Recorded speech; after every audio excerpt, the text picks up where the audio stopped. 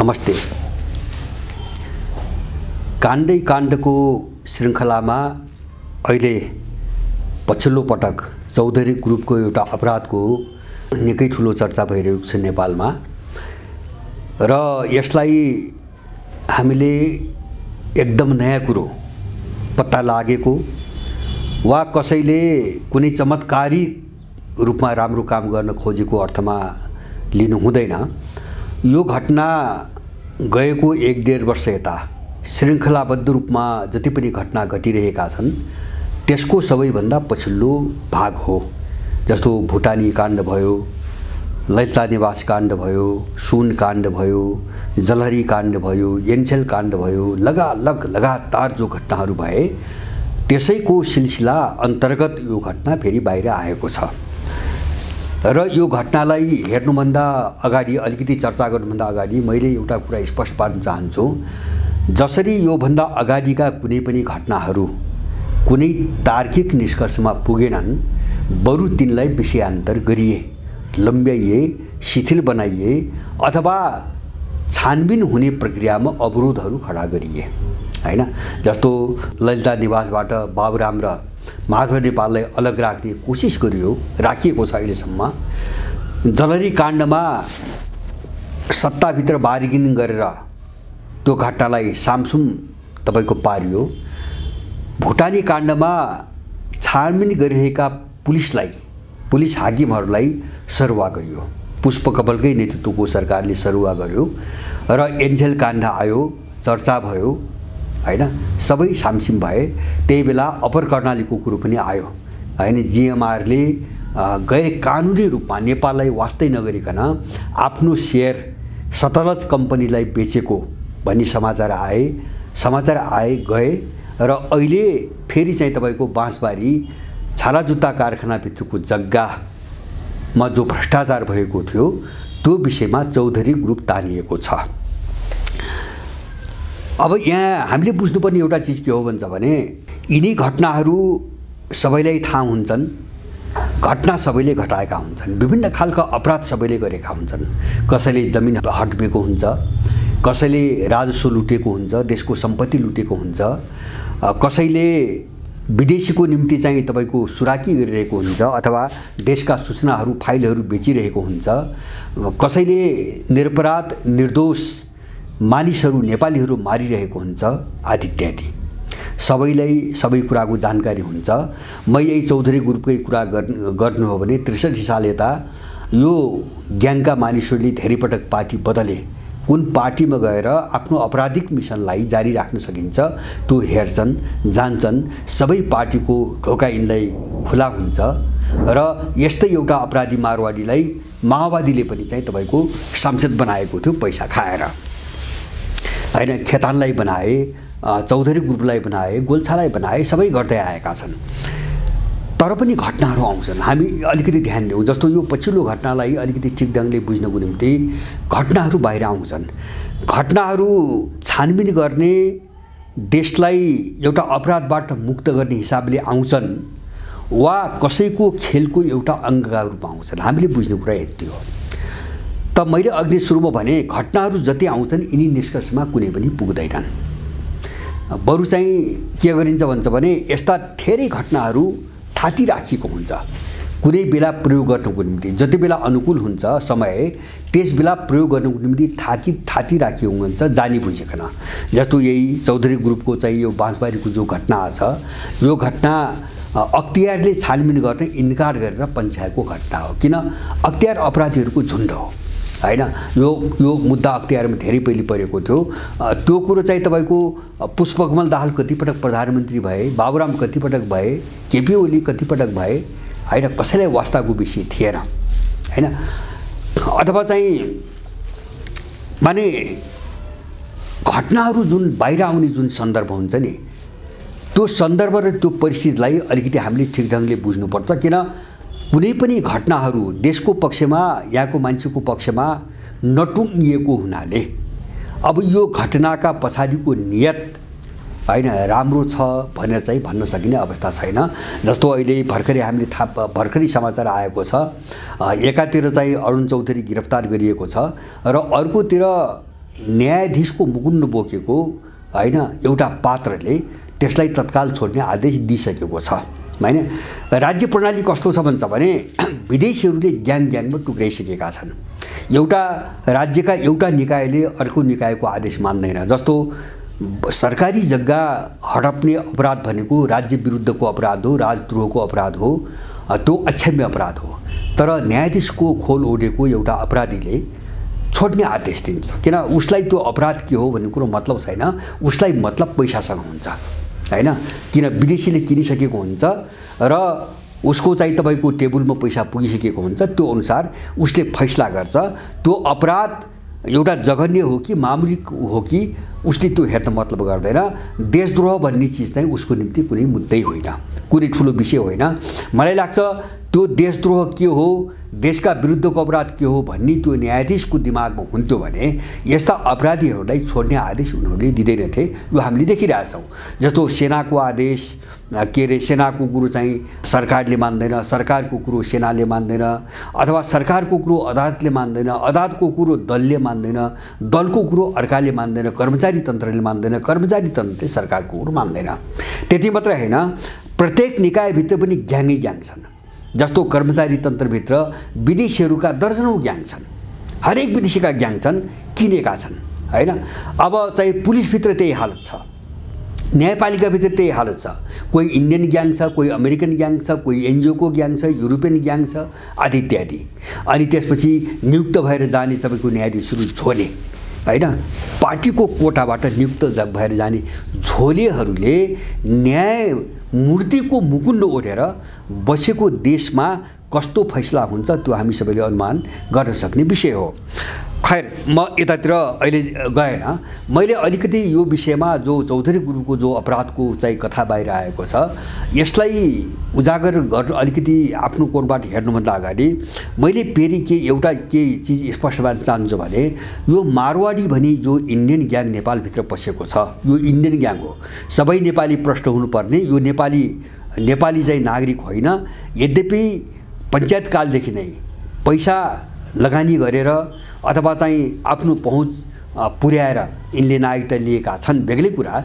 तर यिनी इन्डियन हुन् र नेपाल अहिले आर्थिक रूपमा जुन तस्बिर नेपालको देखिरहेका छौँ यसका पछाडिको मुख्य कारण नै मारवाडी समुदाय हो, मारवाडी गिरोह हो। र हामीले जो ब्याङ्किङ समस्या, जो सङ्कट नेपालीहरूलाई लाखौँ करोडौँ नेपालीहरूलाई जो सडकमा पुर्याएर सर्वसहरण गरिरहेका छन् ब्याङ्कहरूले हैन, त्यसको मूल लगानीकर्ता नै ए मारवाडी हो। यिनीहरू नै जिम्मेदार छन्। यिनी नेपाल लुट्न पसेका विदेशीहरू हुन्। त्यसकारणले नेपाललाई यिनले कतै पनि बाँकी राख्ने छैनन् हैन, एउटा टुक्रा पनि नेपालको बाँकी राख्ने छैनन्। यिनले सबै सुहा पारेर यहाँबाट यिनी निस्कने छन्। त्यसकारणले गर्दाखेरि यो चाहिँ जमात जो छ नेपालमा यसको ढाट नभाजेसम्म, यसलाई समाप्त नपारेसम्म नेपाल आर्थिक रूपले तङ्ग्रिन सक्ने कुनै पनि सम्भावना छैन। यो पक्षमा सबै नेपालीहरू स्पष्ट हुनु जरुरी छ। त्यसकारणले यो समुदायका विरुद्धमा जति पनि चाहिँ घटनाहरू घट्छन् अथवा चाहिँ जति पनि प्रक्रियाहरू अगाडि बढ्छन् त्यसप्रति विमति राख्न मैले आवश्यक देख्दिनँ। त्यसकारणले यो गिरफ्तारी जो प्रकरण छ यसको विरोध गर्नुपर्ने कारण मैले देख्दिनँ। यद्यपि त्योसँग सम्बन्धित केही अपराधी लुटेरा जत्थाले एउटा वक्तव्य निकालेको हामीले पढ्यौँ कि त्यो गिरफ्तारी निजी क्षेत्रलाई हतोत्साहित पार्न गरिएको गिरफ्तारी हो हैन। माने निजी क्षेत्र भनेको अपराध गर्न पाउने क्षेत्र हो यिनको भनाइमा हैन, लुट्न पाउनुपर्ने, यिनले जे गर्छन् त्यो गर्न पाउनुपर्ने। त्यसमाथि अंकुश लाग्यो भने त्यो हतोत्साहित पार्न खोजेको भन्ने जुन वक्तव्य आएछ यिनी पेशेवर अपराधीहरू हुन्। यो ढङ्गले वक्तव्य दिने मानिसहरू पेशेवर अपराधीहरू हुन्। यिनलाई कुनै पनि मूल्यमा छोड्नु हुँदैन र नेपालको परिस्थिति बिग्रिँदै गएको छ। यही बिग्रिँदै गएको बिचमा यिनमाथि चाहिँ बल प्रयोग नगरिकन चाहिँ नेपालीहरूले छुट्टी पाउने सम्भावना मैले देख्दिनँ, पहिलो कुरा। अब दोस्रो च्याप्टरमा जान्छु। अब यो गिरफ्तारीका पछाडि के छ हामी विवरण जाउँ। यो कहिले किने, कहिले घपलाबाजी गरे, यस्ता हजारौं घटना छन्। हामी यिनी प्राविधिक कुरामा मात्रै चाहिँ चर्चा गर्न थाल्यौँ र पक्ष विपक्षमा फस्न थाल्यौँ भने हामी बिल्कुलै मूर्ख भन्छौँ। किन प्राविधिक कुरोमा अल्झिनु भनेको त्यो कि त एउटा पक्ष कि अर्को पक्षमा उभिने कुरा हो, कि त सरकारको नाममा बसेका यिनी विदेशी दलाल भाडाका अपराधीहरूको किताबमा उभिनु पर्यो कि चाहिँ तपाईँको लुटेरा हैन जस्तो अहिले चौधरी गुरुको कुरा आछ त्यसको पक्षमा उभिनु पर्यो। त्यसकारणले विवरण जानकारीको निम्ति मात्रै चाहिँ आवश्यक हुन्छ। हामी विवरणमा नजाउँ, यसभित्रको अन्तर्य के हो हामी त्यहाँ जाउँ। जस्तो अहिले चाहिँ मैले यहाँहरूलाई धेरै पटक के भनेको छु भन्छ भने संविधान जारी भइसकेपछि नेपालको भूराजनीतिक परिस्थितिलाई ठ्याक्कै आफूले हिसाब किताब गरेको योजना अनुसार लग्न नसक्दा इन्डो पश्चिमावृत्त त्यसमा इन्डियन पनि छन्, अमेरिकन पनि छन्, युरोपियनहरूमा एक प्रकारको छटपटाहट छ। उनले एउटा ठुलो उपलब्धि हासिल त गरे, किन यो अपराधिक व्यवस्था लाद्न उनी सफल भए हैन। संविधानमा जस्ता प्रावधान राखे त्यो प्रावधान मार्फत नेपाललाई कमजोर बनाउने, जीर्ण बनाउने रणनीतिमा सफल भए। तर नेपालको अस्तित्व नै समाप्त पारेर नेपाललाई अर्को एउटा इजरायल जस्तो भूमिको रूपमा बदलेर अथवा नेपाल विखण्डन वा असफल राज्य बनाएर यहाँ नाङ्गो रूपमा परेड खेल्ने उनको जो रणनीति थियो त्यसमा उनीहरू सफल हुन सकिरहेका छैनन्। त्यसकारणले उनीहरूले यो समीकरणलाई आफ्नो ढङ्गले बदल्न निरन्तर कोसिस गरिरहेका छन्। जस्तो अमेरिकनहरूको एउटा प्रयास छ। जस्तो मैले यहाँहरूलाई सम्झाउँ, एमसीसी संसदबाट अनुमोदन भयो, के नहुन्छ भोलिपल्टैदेखि भन्ने हिसाबले यिनले कृत्रिम मत, ध्वनि मत, नक्कली मत, बहुमतै नपुगेको मतको आधारमा पारित त गरे। तर एमसीसी अमेरिकनहरूकै कारणले अगाडि बढिरहेको छैन। किन अमेरिकनहरूले अहिले त्यसलाई खेल्ने हतियारको रूपमा पारित त गराए तर ठ्याक्कै अगाडि बढाउन चाहिरहेको देखिन्न। किन विश्वको भूराजनीतिमा जुन परिवर्तन र उथलपुथल आयो यसले गर्दाखेरि नेपालको भूराजनीतिमा कति आँक्ने र कति आँट्ने भन्ने दुविधामा अमेरिकनहरू छन्। त्यसकारणले गर्दाखेरि उनीहरूले नेपालमा यस्तो एउटा समीकरण बनाउन खोजिरहेका छन् जो चाहिँ तपाईँको टाँगन घोडा जस्तो होस्। जस्तो युक्रेनमा जो जेलेन्स्की प्रयोग गरे त्यस्तै खालको एउटा गिरोहको नेतृत्वमा सरकार बनाउन अमेरिकनले खोजिरहेका छन् र उनीहरूले त्यसका निम्ति हरेक पार्टीभित्र विग्रह ल्याइरहेका छन्। जस्तो काङ्ग्रेसभित्र विग्रहको कारण त्यही हो। जस्तो अहिले शेरबहादुर गुट, गगन गुट, त्यसपछि बाहिर हेर्नु भने तपाईँको घन्टीवालाहरू हैन। अब यिनीहरूका बीचको जो ध्रुवीकरण अथवा निकटता र दूरीको जो एउटा प्रक्रिया अगाडि बढ्छ त्यो साम्राज्यवादी शक्तिहरूले आफ्नो अनुकूलतामा खडा गर्न खोजेको ध्रुवीकरणको रणनीतिको कारणले भयो।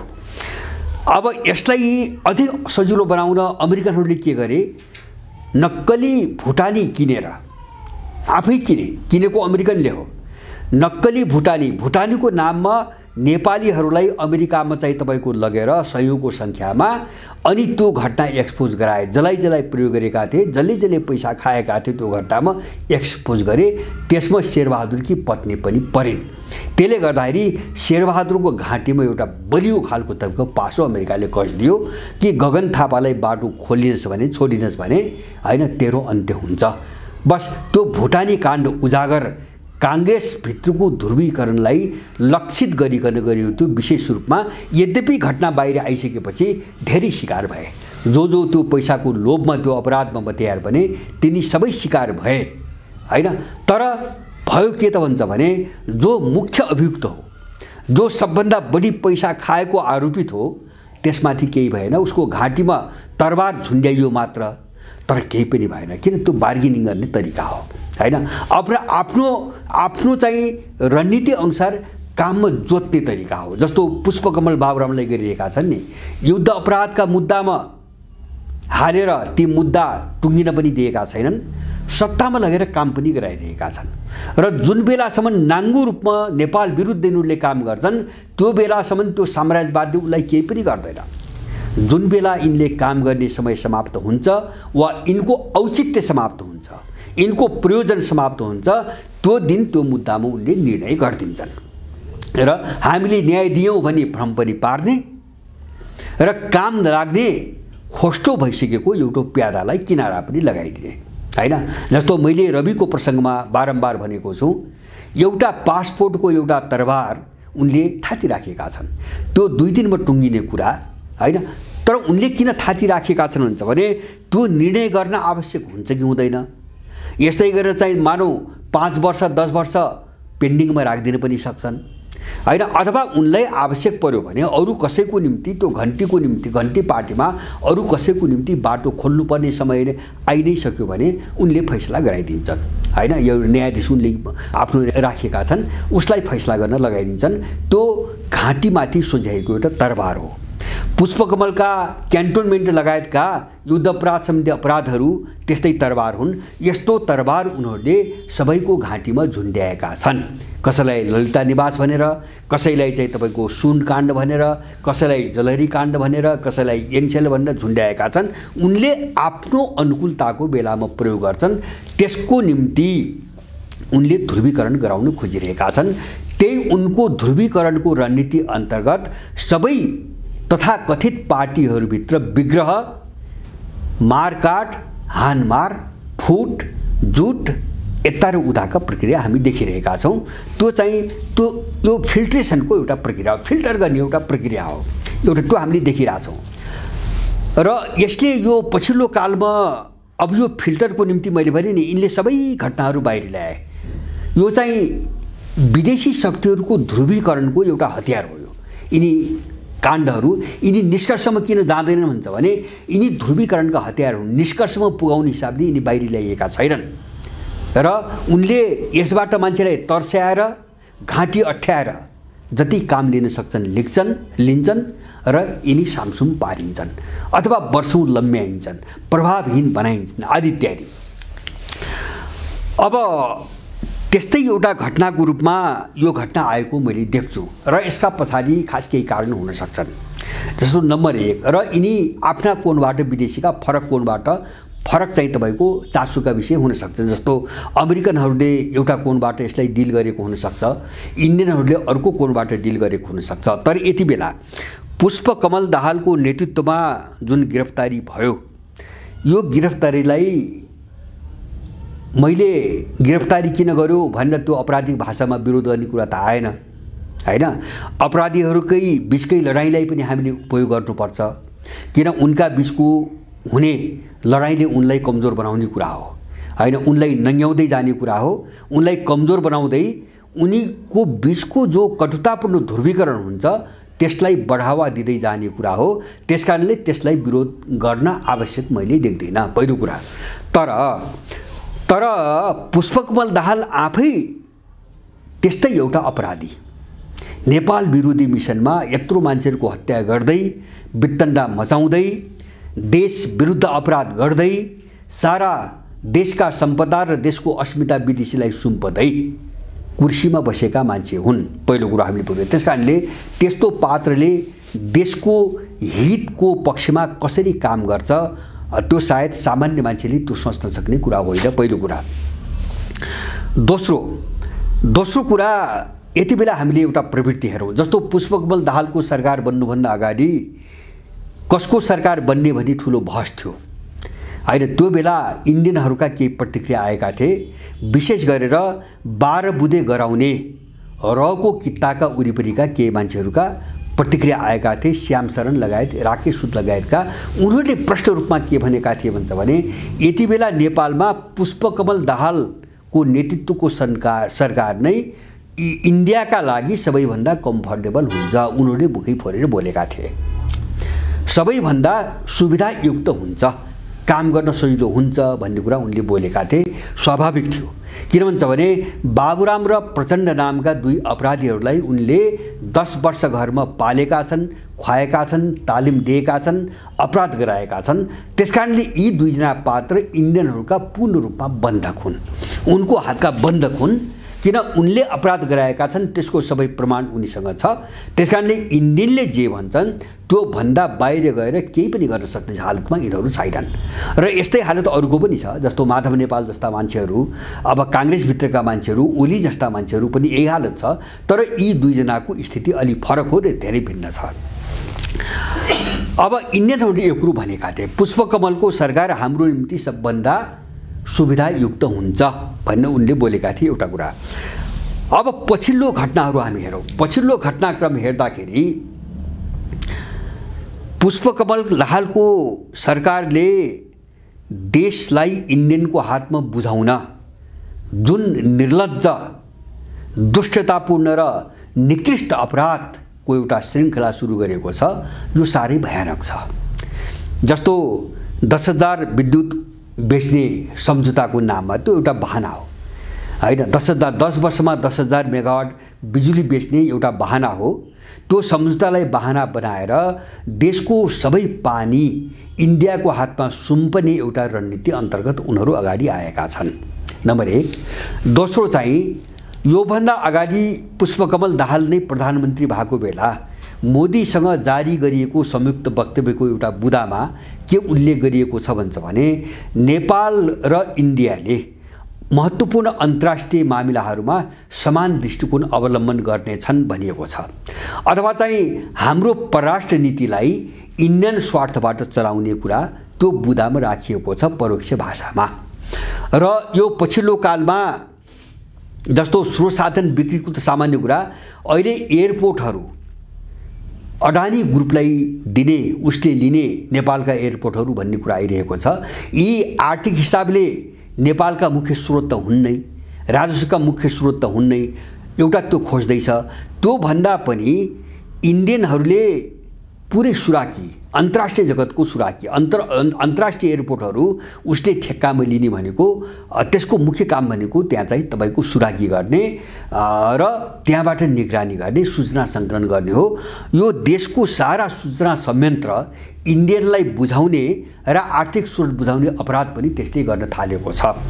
र यस्तै गरिकन उद्योग धन्दाहरू, बन्द भएका उद्योग धन्दा खोल्ने नाममा वा नयाँ उद्योग धन्दा स्थापित गर्ने नाममा लगभग नेपालको औद्योगिक संरचना टाटा समूहलाई, इन्डियाको टाटा समूहलाई जिम्मा दिने अर्को एउटा तयारी भइरहेका समाचार आइरहेका छन्। र समाचार मात्र होइन, तयारी भइरहेका पनि छन्, गृहकार्यहरू भइरहेका छन्। यो सबै कोणबाट हेर्दाखेरि अहिले पुष्पकमल दाहालको नेतृत्व आफूले गरेका अपराधहरूबाट जोगिन र सत्ताको वरिपरि रहिराख्न, किन त्यसबाट जोगिनुको निम्ति सत्ताको वरिपरि रहिराख्नु पर्यो।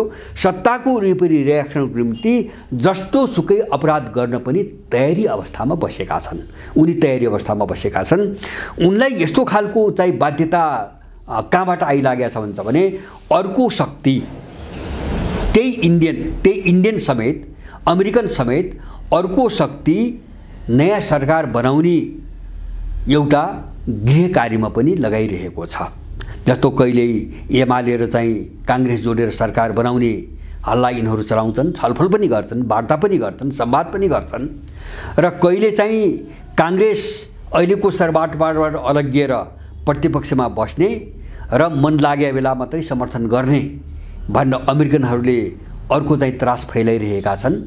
र कहिले इन्डियनहरूले सायद मलाई लाग्छ यो सत्तामा बस्ने दलाल अपराधीलाई तर्साउने, थर्काउने हैन, आतंकित पाउने र आफ्नो काममा जोत्ने एउटा तरिका हो।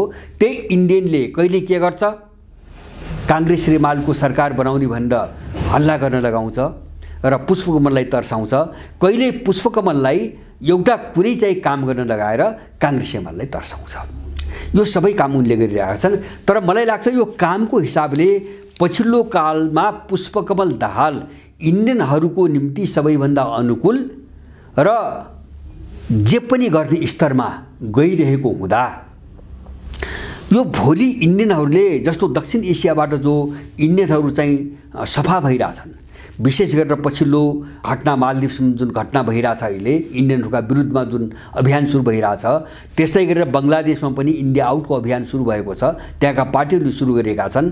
दक्षिण एसियामा आफ्नो पकड, उसको भाषामा पकड र उसको साम्राज्यवादी हस्तक्षेप जो कमजोर हुँदै गएको छ त्यसबाट बस्नको निम्ति र नेपालमा जे छ त्यसलाई यथावत गर्नको निम्ति इन्डियन सत्ता अत्यन्तै नाङ्गो रूपमा आइरहेको छ र त्यसको पक्षमा काम गर्ने मान्छेहरूलाई नाङ्गो समर्थन दिने मानसिकतामा त्यो रहेको देखिन्छ। त्यसकारणले इन्डियनहरूबाट चाहिँ नाङ्गो आशीर्वाद र त्यो आशीर्वाद पाएर सत्तामा रहन पाए बापत पुष्पकमलबाट नाङ्गो दलालीको एउटा दोहोरो प्रक्रिया हामी चलिरहेको देख्छौँ। अब मैले भने हिजो गरेका अपराध, चाहे नेपालीहरूको हत्या होस्, चाहे देशको लुट होस्, यो दुईटा अपराधबाट जोगिन पुष्पकमल दाहाल सत्तामा रहिरहन चाहन्छन्। त्यसकारणले अर्को गठबन्धन बनेर सत्ताबाट बाहिर जानु पर्यो भने कुनै पनि दिन पुष्पकमल दाहालको तपाईको नर्कको बास तपाईको सामुन्यमा आउन चाहिँ कति पनि गाह्रो छैन, असम्भव छैन। किन त्यस्तो खालको एउटा ध्रुवीकरण यो दलाल वृत्तिभित्र पनि त्यस्तो ध्रुवीकरण निकै चर्को भइसकेको छ। त्यसकारणले यसको अन्तर्भित्र के छ हामीले त्यो चिजलाई अलिकति एनालिसिस गर्न जरुरी छ। यद्यपि अहिले यिनी सबै घटनाक्रमहरूलाई हेरेर अनुमान गरिने अथवा प्रक्षेपण गर्न सकिने कुराहरू हुन्। ठ्याक्कै भित्रको खेल के छ, कुन दिशातिर लग्न खोजिरहेका छन् त्यो त भन्न सकिँदैन। तर दुई तीनवटा विकल्पहरू जसो विदेशी पनि के गर्छ भन्छ भने एउटै विकल्पमा खेल्दैन, किन त्यो विकल्प तुल्यो भने उसका बाटा बन्द हुन्छन्। त्यसकारणले उसले एउटा नभए दोस्रो, दोस्रो नभए तेस्रो, तेस्रो नभए चौथो हरेक विकल्प एकसाथ खेलिरहेको हुन्छ। र म पहिलो विकल्प जान्छु। जस्तो पुष्पकमल दाहालको अहिलेको जो यो चौधरी ग्रुप माथिको कारबाहीको जो प्रसङ्ग छ, पहिलो कुरो जस्तो मिडियामा जो आइरहेको छ, केही व्यक्तिहरूबाट जो खबर आइरहेका छन् सूचनाहरू, त्यो अनुसार पुष्पकमल दाहालले लुटेको सम्पत्तिको एउटा ठुलो मात्रा चौधरी ग्रुपमा राखिएको छ, लगानीको नाममा वा ऋण छापट के होला। किन भन्छ भने माओवादी र एमालेको तपाईको धन्दालाई राम्रोसँग बुझ्ने व्यक्तिहरूबाट यो कुरो बाहिर आइरहेको छ र यति करोड उसले पुष्पकमलता पुत्रको पैसा खाइदिएको छ चौधरी ग्रुपले भन्ने कुरा आइरहेको छ। र उनीहरू आर्थिक लेनदेनमा पनि जोडिएका छन्, किन माओवादीहरूको लुटेको सम्पत्ति राख्ने ठाउँ सीमित यस्तै केही व्यक्तिहरू छन् जसमा निकै चर्चा भाटभटिनीका मालिकको पनि थियो, जो अहिले यिनीहरूबाट शिकार भए। त्यसका पछाडि पनि पैसाको लेनदेनको कारणले निकै ठुलो काम गरिरहेको चाहिँ तपाईँको चर्चाहरू आइरहेका छन्। र यस्तै खालका यिनका लेनदेनहरू पनि हुन सक्छन्। एउटा कुरा लेनदेन पनि हुन सक्छन् र बदलाको चाहिँ एउटा कारबाही पनि हुन सक्छ। र अब यस्तो कारबाही यति बेला उनलाई सजिलो किन हुन सक्छ भन्छ भने यति बेला इन्डियनहरूको बलियो आशीर्वाद छ। त्यसकारणले एउटा त इन्डियनहरूको बलियो आशीर्वाद छ, दोस्रो मैले अघि नै भने नि भुटानी काण्डदेखि अहिले 5-6वटा जो सिलसिलाबद्ध रूपमा जो काण्डहरू बाहिर आएछन् नि, यसमा नबुझिएको अब कुनै पनि व्यक्ति रहेन। शेरबहादुर देउपा, केपी ओली, माधव नेपाल, बाबुराम भट्टराई, पुष्पकमल दाहाल, उपेन्द्र यादवदेखि लिएर सबै मान्छेहरू यसमा मुछिएका छन्। त्यसकारणले गर्दाखेरि कुनै पनि व्यक्ति अहिले विदेशी रणनीति माने यहाँ अलिकति पल्ला भारी भएको हैन, कुनै समयमा पल्ला भारी भएको विदेशी शक्तिको स्वार्थका विरुद्ध खडा हुने बित्तिकै कुनै पनि व्यक्ति शिकार हुन सक्ने ठाउँमा छ। कि मैले अघि नै भने सबैले अपराध गरेका छन्, विदेशीले पहिले सबैले अपराधमा फसाएको छ अनि तरबार झुन्ड्याइदिएको छ घाँटीमा, कुनै पनि बेला सिधाइदिन सक्छ उसको स्वार्थका विरुद्धमा उभिँदा।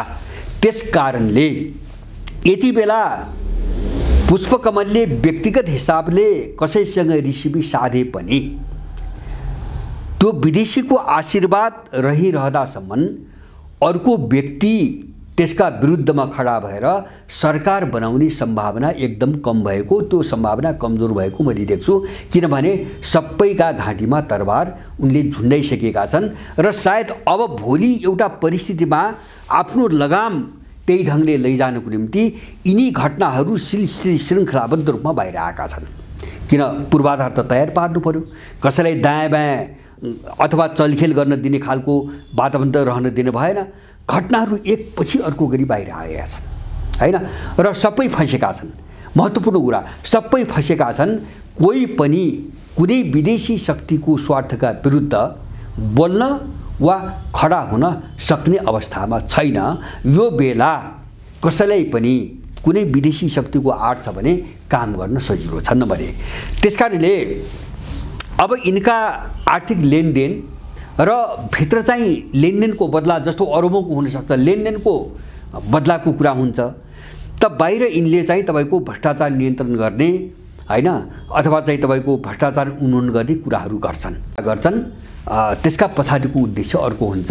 किन भन्छ भने जो सडक छाप मान्छे थिए, इनका जो अरबौँका सम्पत्ति, इनका करोडौँका गाडी र इनको 50औं लाखको मासिक खर्च, यो अहिले हेर्ने हो भने यिनी कोही सदाचारी हुन् र सदाचारको पक्षमा यिनी लड्छन् भन्ने चाहिँ सम्भावना त्यो पागलले मात्रै विश्वास गर्ने कुरा हो हैन। जस्तो पुष्पकमलको विरोध न चौधरी ग्रुपले गर्छ, किन त्यो पनि एउटा अपराधी हो, न चौधरी ग्रुपले बाँसबारीको बार पनि मात्रै खायो हैन। वीरेन्द्रको वंश विनाश भइसकेपछि त्यत्रो सम्पत्ति चाहिँ हडपेर ऊ खरबपति बनेको छ, एकै रातमा खरबपति बनेको छ, यो दुनियाँलाई थाहा छ। तर कोही बोल्दैन, किन त्यो घटना निकाल्न जरुरी छैन। किन यो सानो मामुली बार रोपनीको एउटा मामुली घटना कुनै प्रयोजनको निम्ति निकालिएको छ, त्यो पनि यही राज्यले यिनकै सत्ताको पालामा अनुसन्धान गर्न आनाकानी गरेर नमानेर अख्तियारले फ्याँकिदिएको फाइल हो यो, अख्तियारले छानबिन गर्नबाट फ्याँकिदिएको फाइल हो यो।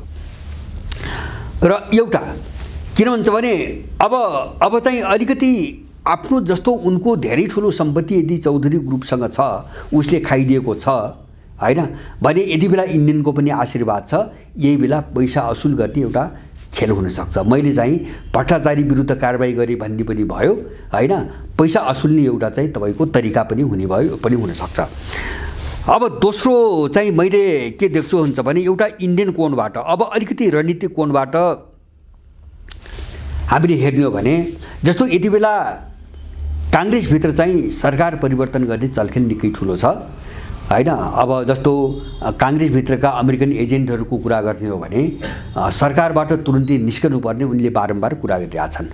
बाहिरै बसेर समर्थन गर्ने, बाहिर बसिसकेपछि कुनै पनि बेला समर्थन फिर्ता लिन सजिलो हुन्छ, किन सरकारमा बस्दा त्यहाँ त मन्त्री छ, त्यो खाएको मान्छेले त मान्दैन सिधैमुधी निस्कन। त्यसकारणले सरकार ढालेर अमेरिकन कोणबाट नयाँ सरकार बनाउनुको निम्ति वातावरण सजिलो बनोस् भनेर अब त्यो गिरोहले चाहिँ तपाईको सरकारबाट निस्किने कुरा गरिरहेको छ, एमालेसँग चर्चा चलाइरहेको छ, घण्टीसँग चर्चा चलाइरहेको छ। यिनी सबैलाई जोडेर एक खालको सरकार बनाउने अमेरिकनको खेल धेरै पहिलेदेखि यहाँ चलिरहेको छ।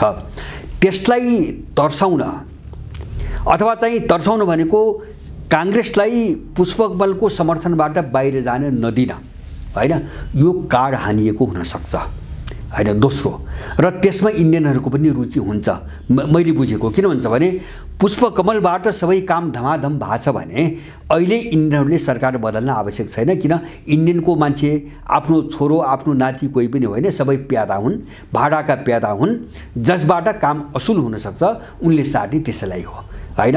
अब भोलि यसबाट भएन भने ओलीलाई सार्छ, ओलीबाट भएन भने बाबुराम सार्छ। यिनी भाडामा प्रयोग भएका प्यादाहरू कोही पनि उसको आफ्नो छैन।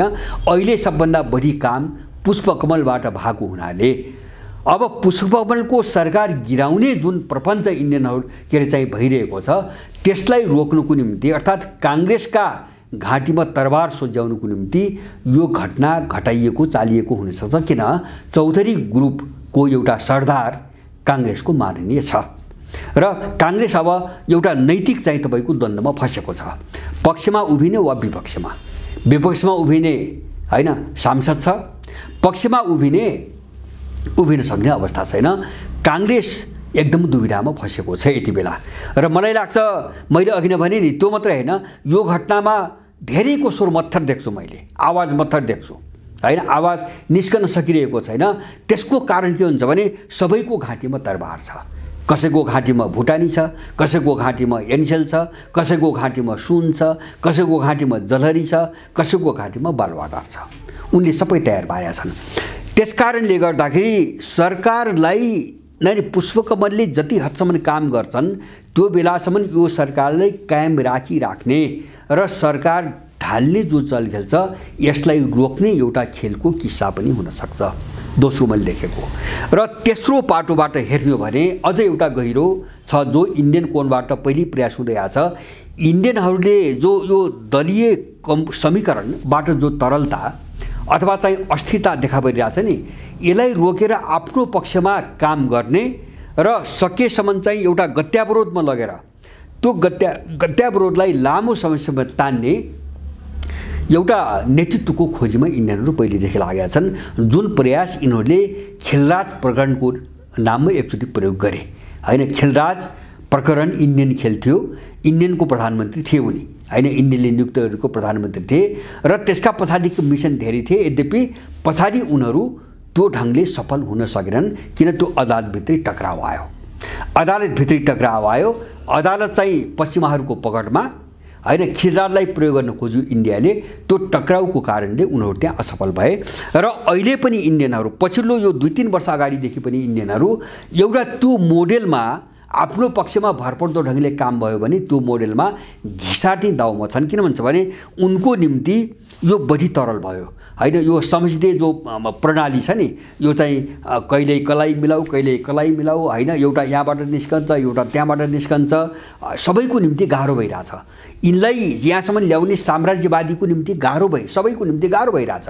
त्यसकारणले उनीहरू सबैले अपेक्षाकृत अलिकति स्थिर सरकार खोजिरहेका छन्। त्यही दौरानमा इन्डियनहरूको एउटा मोडेल खिलराज मोडेल हो। त्यसको निम्ति जस्तो एकछिन मान्नुहोस् यिनी घटनाहरू यसरी बल्झिँदै गए जस्तो भुटानीदेखि लिएर चौधरी ग्रुपसम्म आउँदाखेरि बल्झिँदै गए भने यसले भोलि एउटा अराजकताको रूप लिन्छ अथवा चाहिँ द्वन्द्व यसरी जटिल हुन्छ नि। यो दलालहरूभित्रैको द्वन्द्व यसरी जटिल हुन्छ कि त्यसको गाँठो फुक्दैन। गाँठो नफुकिसकेपछि प्रचण्डले आफ्नो बचाउको निम्ति मध्यावधि चुनाव घोषणा गर्न सक्छन्, त्यहाँ पुर्याइदिने।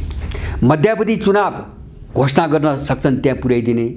अब यिनले के भन्न सक्छन् भन्छ भने मध्यावधि चुनाव घोषणा गरे पनि बहुमत बनाउन चाहने पार्टीले दाबी गर्न सक्छ होइन। पहिलो चरण, दोस्रो चरण, तेस्रो चरण यिनका दफा धारा जे छन् त्यो अनुसार अन्तिममा कहीँबाट सफल नभएपछि मात्रै चाहिँ मध्यावधि चुनाव जाने स्थिति हो।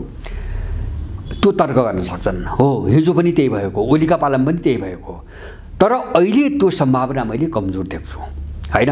जस्तो कसैले दाबी गरेर मानुस्, यदि एकछिन मानुस् कल्पना गरौँ पुष्पकमल दाहालको सरकार गिराउन चाहनेलाई तर्साउन अथवा चाहिँ पुष्पकमल दाहाललाई प्रयोग गरेर उनलाई पनि भोलि अलि लामो समयसम्म सुरक्षित रहने र कमसेकम उनलाई कमजोर पार्न चाहने शक्तिहरूलाई आउन नदिने विभिन्न बहानामा खिलराज मोडेलको कुनै पात्र इन्डियनहरूले अगाडि सार्नको निम्ति मध्यावधि चुनाव गराएर गत्यावरोध खडा गर्न चाहे भने अब त्यो सम्भावना हिजोको भन्दा बढी किन छ भन्छ भने मैले अघि नै भने नि अहिले यदि त्यो रणनीति हो भने केपी ओली, शेरबहादुर देउवा वा कुनै पात्र हामी सरकार बनाउँछौँ भनेर त्यो इन्डियनसँग टक्राउने सम्भावना मैले देख्दैन।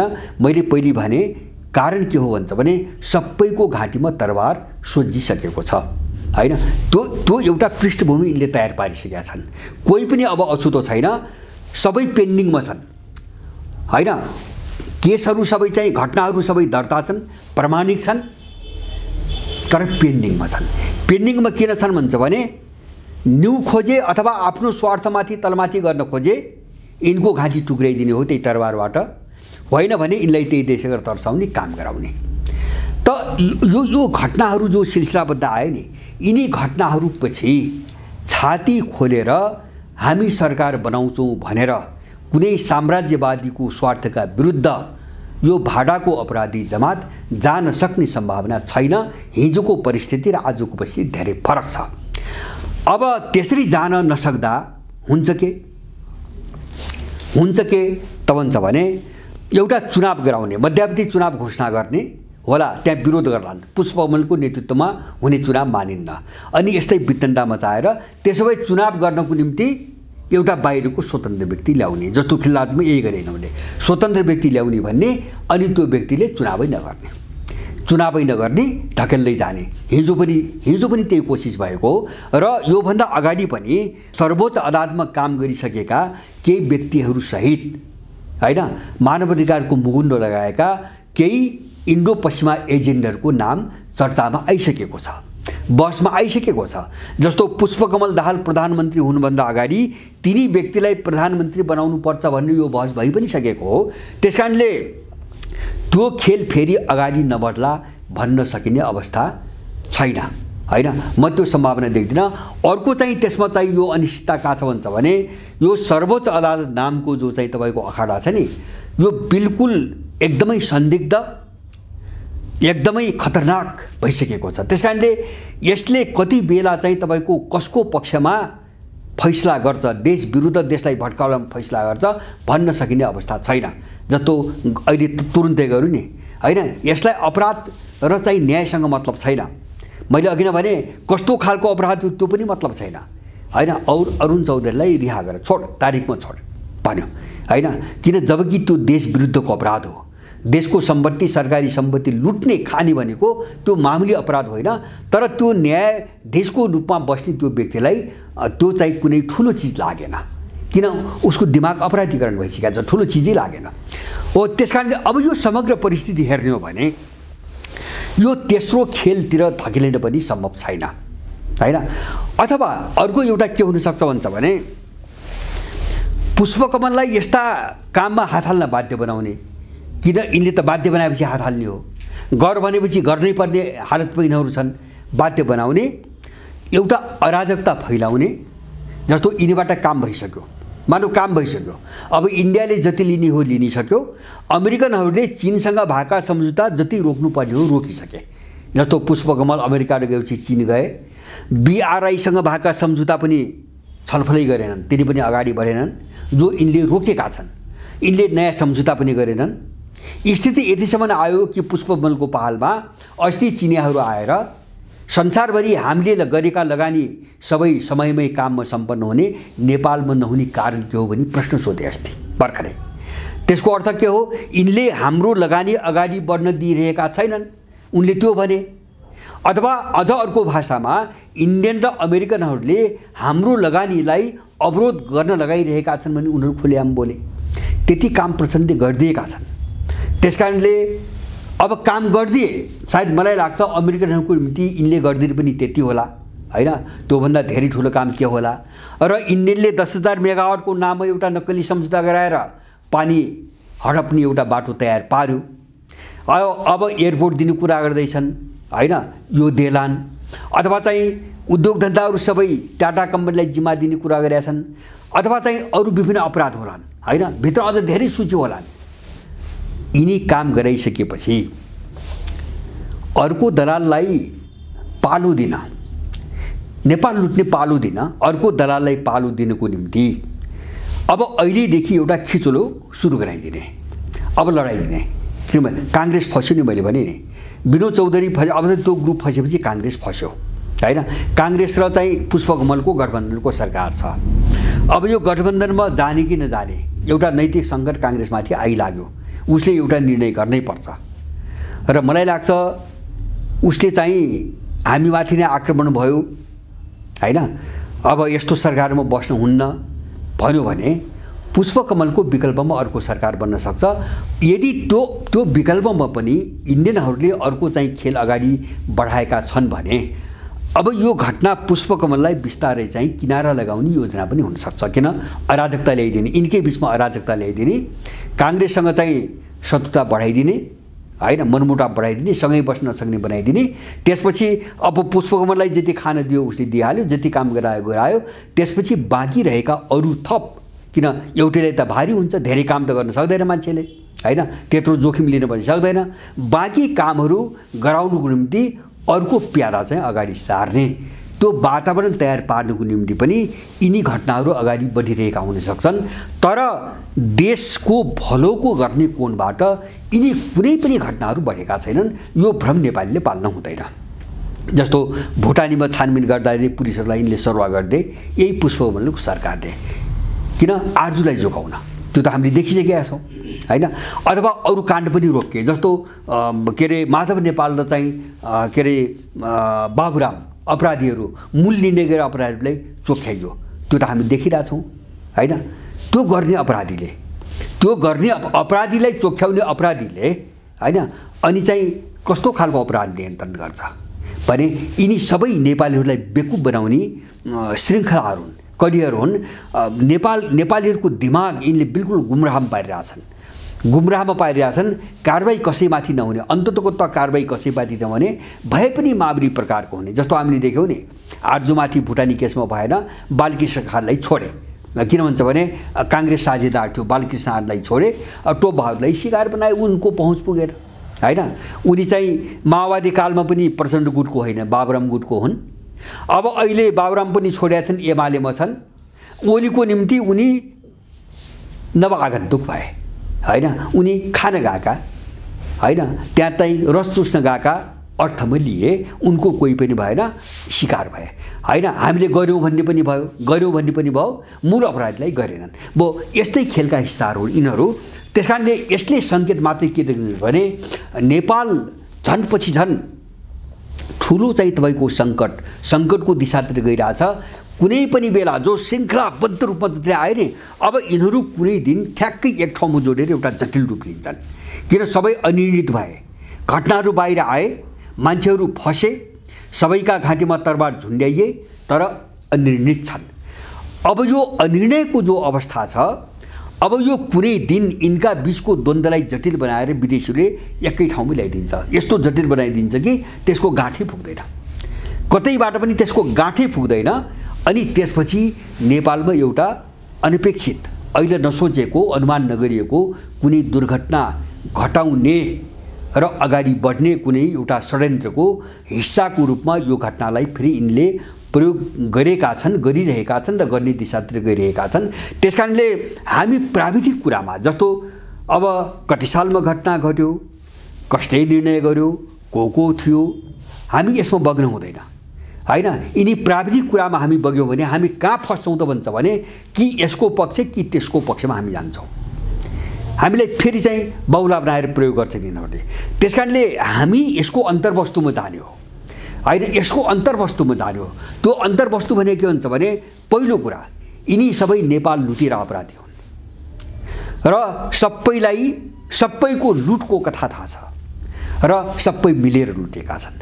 लुटमा सबैको साझेदारी छ, नेपाली मार्न सबैको साझेदारी छ, यहाँबाट 1 करोडभन्दा बढी नेपालीलाई निकाल्न सबैको साझेदारी छ। हामी यहाँ जानु पर्यो। त्यसकारणले यिनीभित्रका अन्तर्विरोध, यिनीभित्रका झगडा, यिनलाई सञ्चालन गर्ने पर्दा पछाडिका जो मालिक केन्द्रहरू हुन् उनको स्वार्थको लडाइँ हो, उनको दौपेचको खेल हो यो सबै। त्यसकारणले यिनले त्यसलाई यहाँ चाहिँ ठुलै नीतिगत राजनीतिक लडाइँ भएको एउटा भ्रम सिर्जना गरेर यिनले खेल खेल्ने कोसिस गर्छन्। यो चिजमा अलिकति स्पष्ट हौँ र मैले अन्तिममा एउटा कुरा फेरि दोहोऱ्याउन चाहन्छु। नेपालको आर्थिक रूपमा दुर्दशा होइन, हरेक कोणबाट बुझ्नुपर्छ सबै चिजलाई। हामीले यिनको आपसको झगडालाई जहाँ उपयोग गर्न सकिन्छ, जहाँ यिनलाई कमजोर बनाउन सकिन्छ, हामीले बनाउने हो। यिनको जो मारकाट भइरहेको छ आपसमा होइन, एकले अर्कालाई चाहिँ निशाना बनाइरहेको छ, यसलाई हामीले विरोध गर्न आवश्यक मैले देख्दिनँ। तर त्यो लडाइँका पछाडिको नियत के हो र त्यससँग को जोडिएको छ, हामी होसियार हुने त्यो होइन। हाम्रो देशमा त्यसले भोलि के चाहिँ दुष्परिणाम निकाल्छ अथवा नेपालीहरूको चाहिँ जिन्दगीमा के दुष्परिणाम निकाल्छ हामीले हेर्ने त्यो हो। तर एउटा चिज चाहिँ हामी चाहिँ सबै नेपाली प्रश्न के हुन्छ भने यो मारवाडी नाम गरेको जो इन्डियन लुटेरा ग्याङ हो नि, यसको ढाड भाँचेर नेपालबाट यसलाई निकाल्न नसक्ने हो भने नेपालको प्रत्येक नेपाली भिखारी भएर सडकमा आउनेछ, कुनै दिन आउनेछ। यिनीहरूले नेपालीहरूको केही पनि बाँकी राख्ने छैनन्। यिनीहरू धमिराको रूपमा पसेका छन् र यिनीहरू धमिराको रूपमा सबै सुहा पारेछन्।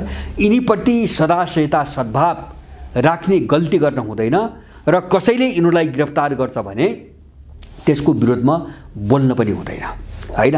किन यो सधैँभरिको चाहिँ नेपाल लुटेरा तबका हो, नेपाल लुटेरा तबका हो। नेपाल बनाउनु छ र नेपालीहरूको हातमा अर्थतन्त्र ल्याउनु छ भने यो तबकालाई नेपालबाट कहिले पस्न नपाउने गरी यहाँ निकाल्न जरुरी छ। यिनी घटना तर यसभित्र लुकेका जस्तो दुश्मनका पनि, अपराधीका पनि, दलालका पनि आफ्ना स्वार्थ हुन्छन्, आफ्ना झगडा हुन्छन्, आफ्ना अन्तर्विरोध हुन्छन्। हामीले त्यो बुझौँ। मैले भन्न खोजेको त्यो हो, हामी त्यसमा नफसौँ। त्यसमा चाहिँ उनका आन्तरिक झगडाका कुराहरूको पक्ष विपक्षमा नफसौँ, तर उनका लडाइँलाई उपयोग गरौँ होइन। उनका बीचका जो हानमार हुन्छन्, एकले अर्कालाई कमजोर बनाउने जुन खेलहरू हुन्छन् होइन, त्यसको हामी विरोध नगरौँ।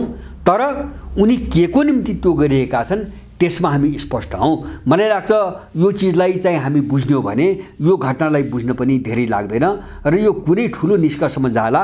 अब मैले त पहिले पनि भनेको थिएँ, जस्तो भुटानी घटना भनेको थिएँ, ललिता निवास पनि घटना भनेको थिएँ होइन।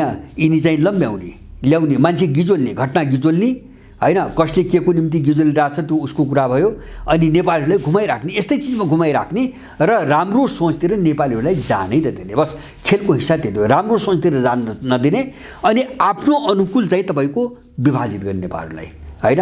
अब जस्तो अहिले हिजो चाहिँ भुटानीमा कोही चाहिँ आर्जु पक्ष खाँड पक्ष, कोही त्यसको विरोधमा हैन, कोही चाहिँ अहिले चौधरीको पक्षमा होला, कोही चाहिँ त्यसको विरोधमा, कोही पुष्पलको पक्षमा।